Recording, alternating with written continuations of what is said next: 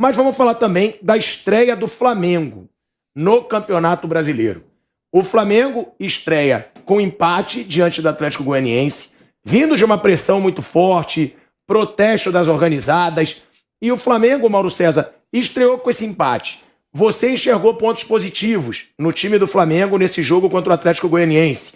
O que esperar do trabalho do Paulo Souza? Porque o Paulo Souza, nesse momento, ele é bancado no Flamengo, a diretoria banca o Paulo Souza, não há a menor expectativa de demissão do treinador, só que a gente sabe, torcida dividida, alguma pressão, torcida, por sinal, que apoia mais o Paulo Souza do que critica, que tem até a hashtag fechado com o Paulo Souza, a torcida critica muito a postura dos jogadores do Flamengo. Então, o que falar dessa estreia do Flamengo e do trabalho do Paulo Souza a partir de agora? De volta, hein? A Rádio Jovem Pan, estamos aí agora na rádio, na TV e no YouTube. O Mauro César vai fazer a avaliação dele sobre o trabalho do Paulo Souza e o que ele achou da estreia do Flamengo no Campeonato Brasileiro. Bem, dizer que o time não está no ideal, que precisa melhorar é óbvio, né? Acho que nem preciso me aprofundar nisso, isso é uma coisa evidente.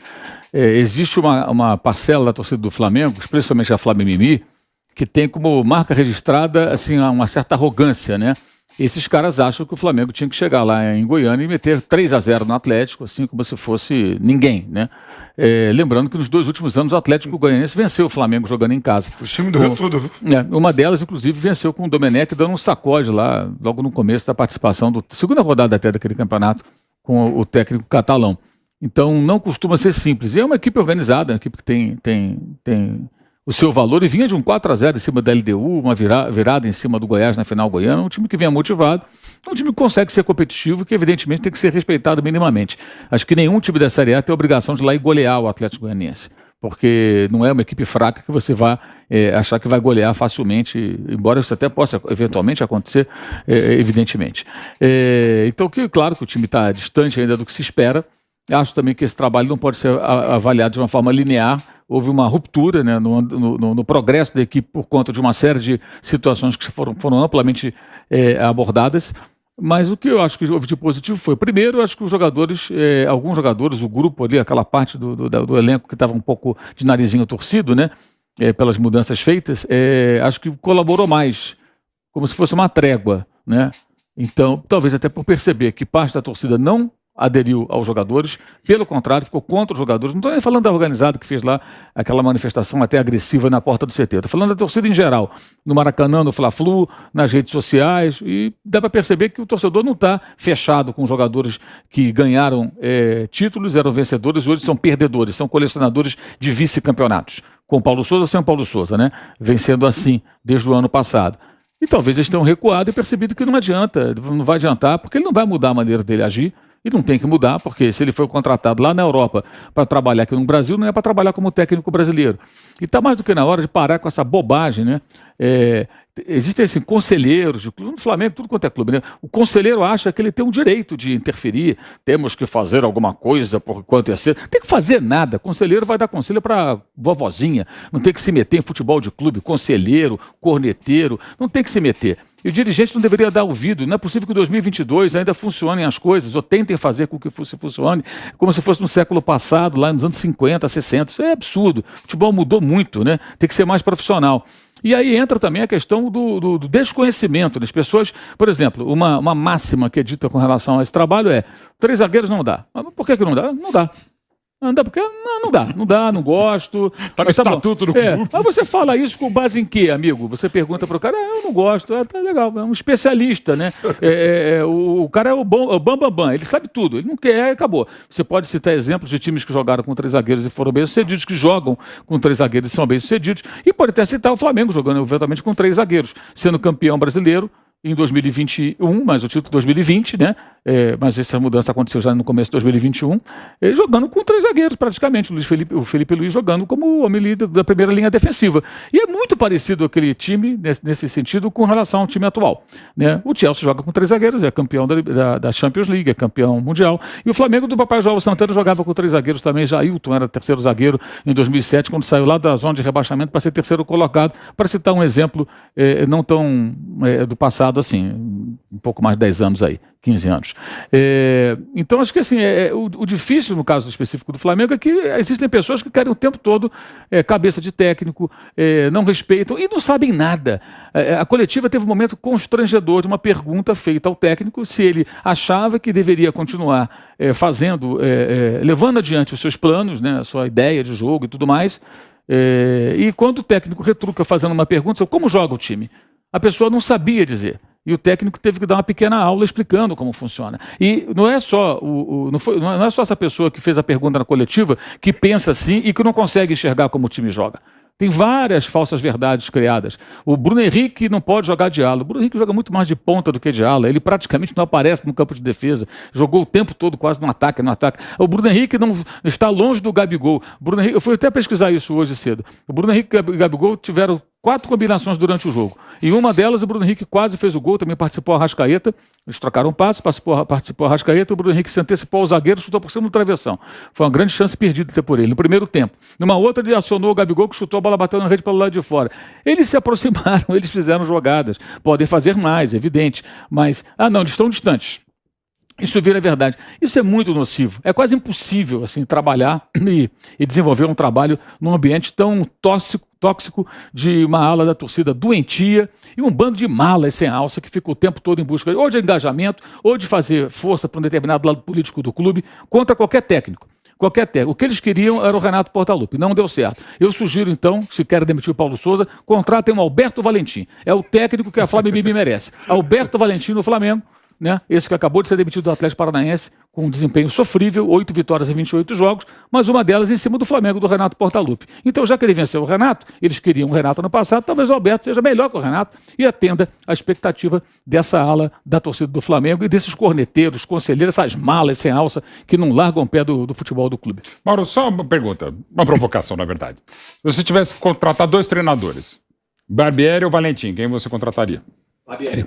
Mas eu acho que ele tem que ser mais cobrado. Eu acho que o problema do Barbieri é que muita gente não vê o Red Bull Bragantino jogar e elogia sem ver.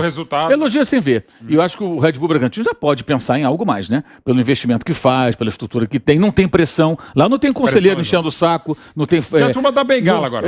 Se o conselho fosse bom, é aquele provérbio, né? Não tem Red Bull Bragantino mimimi enchendo o saco. Ninguém vai lá pichar o muro. Você trabalha na paz.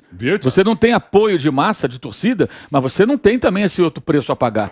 Então eu acho que o Barbieri é um técnico jovem, mas ele tem que começar a apresentar mais. Agora, como eu vejo. Mauro César, como você me intitula presidente... Não, você assumiu. Você carapuçou. Agora você se carapuçou. E você se assume mesmo. Presidente, assume, presidente. Porque tem muita gente aqui que tem opinião e não fala com medo da resposta do Mauro César, hein? Tem, hein? Inclusive que elogia muito o Barbieri, né, Vampeta? Eu acho o Barbieri um bom treinador. Eu falo aqui, ó. Barbieri e Rogério Ceni. Mas não é questão de ser mau treinador. Ele não é mau treinador. Ele pode fazer mais, é isso que eu digo. E como ele está num time pequeno, o Bragantino é um time pequeno. Tem time pequeno, não é time grande. Time grande é o São Paulo. Tá entrando aqui daqui a pouco. Eu não concordo. O Bragantino é um time pequeno. Flávio Prado, então ninguém liga. O Bragantino ganharia a Premier League, né? Ninguém liga. Como presidente, né, da Flávia Mimi, eu digo o seguinte, eu sempre fui a favor de bancar o Paulo Souza. Agora, eu não acho que porque você critica jogador, você não pode criticar o treinador. Não pode criticar o treinador. Eu acho que todo mundo é criticável. É que algumas críticas são... Mauro, eu acho que tem críticas a serem feitas ao treinador. Sim. Não que, ele não pode ser criticado. Ele tem que fazer o trabalho dele. E de novo, aquela coisa da primeira... Se você critica o treinador, você não está querendo derrubá-lo. Claro! De um modo geral. E ao mesmo tempo, se você está enaltecendo um time, você está dizendo que vem o Manchester City, que vem o Liverpool, o Bayern de Munique. Não é isso, que já ganhou tudo. Assim, a gente está num momento de muito né, e não só no campo de futebol, na vida, você não pode falar mais bem de alguém porque você está bajulando. Ô, Mauro, como tá assim? Você passando não pano. pode criticar. Não, você pode criticar. Pode criticar. O problema é que não é crítica, é constante tentativa de desestabilizar e derrubar o técnico, antes até que ele mostre. Eu não sei se ele é capaz ou não. Não É sei. isso, Aliás, porque eu não sei o ele final sabe. dessa história. Não, e de novo, e aí extrapolando. Guardiola, se assumisse qualquer time brasileiro, ia sofrer muito, porque a gente não daria o menor tempo para ele. Por exemplo, o mesmo processo que ele teve na primeira temporada pela Manchester City, se fosse no Brasil, ele seria detonado, esse bobeado ia ser embora. Ficou em terceiro lugar. Dinheiro, sabe, a gente, o contexto, a gente não tem a menor paciência, a gente não tem a menor tolerância. Pra você, Aliás, falando meu de grande tolerância, o meu questionamento é o seguinte: sacanagem a nossa hashtag. Eu não vou nem aqui falar. Eu sou totalmente contrário à nossa hashtag, porque aqui a gente fala abertamente. Então, a hashtag aí, Gabriel. Mauro Betti tá descornetando aí. Olha, já tinha mandado mensagem, eu falei, e vou falar mal porque aqui é o negócio aberto. Eu sou contra essa hashtag aqui, eu sou contra. Aqui mimimi é só da Flá mimimi, não tem mimimi aqui. O presidente tá Mas aqui. reclama da Tá hashtag. certo. A crítica que eu faço, Vamp, já jogando pra você e pro Mauro, é o seguinte: por enquanto, nos meses de trabalho do Paulo Souza, o Flamengo não tem grandes atuações. E segundo, eu já vi um Flamengo desorganizado algumas vezes. Realmente, eu não sou um baita especialista em futebol. Não sou. E eu até digo que eu acho que você, por exemplo, você jogou, você teve lá dentro. Claro que você vai saber mais de bola que eu. Agora, eu já vi um Flamengo desorganizado em muitos jogos.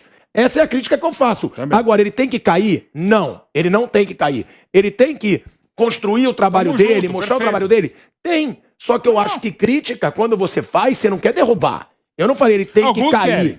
Sim, alguns querem e criam. Olha, por exemplo, que eu situações. cito, até falando no time, o Fernando Diniz no São Paulo tinha Nossa parte da Senhora. imprensa que trabalhava para derrubá-lo. Não, e por quê? A gente fala, Agora sim, você é a favor de sair o Paulo Souza? Não. Hoje não.